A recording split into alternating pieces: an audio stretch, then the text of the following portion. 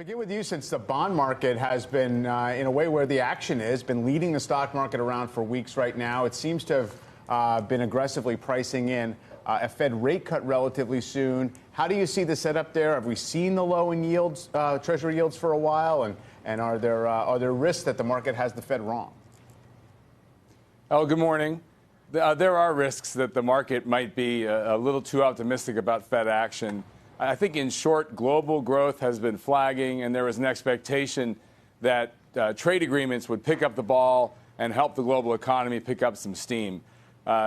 Unfortunately, in recent months, we've seen the proliferation of trade conflict. And with that, the markets are starting to really believe that the global slowdown will beget central bank easings broadly. We've seen some abroad, and the expectation is the Fed will follow.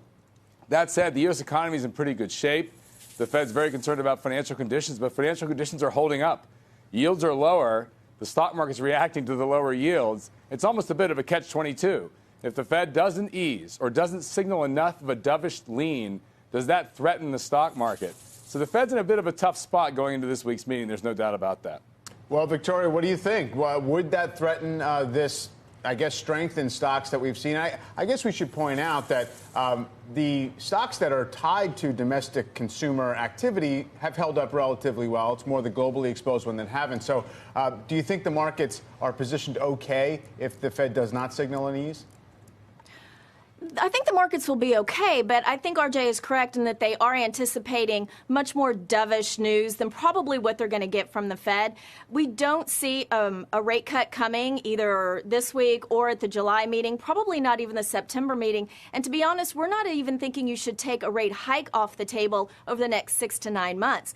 The economy is doing well. The numbers we saw last week continue to show that we're holding our own. Industrial production was higher than expected. Mortgage applications were up. Retail sales were actually revised higher for March and April and in line for May. So I don't think it's time for the Fed to walk in and take that 25% or 25 basis point or even 50 basis point cut at this point. I think they kind of need to let the market stand on its own feet for a little while. Well, letting the market stand on its own feet, Victoria, might mean letting it actually have a little bit of pain here, right? Because there's such a wide gulf between the scenario that you paint there of even leaning toward a hike later in the year and where the market is priced for, correct?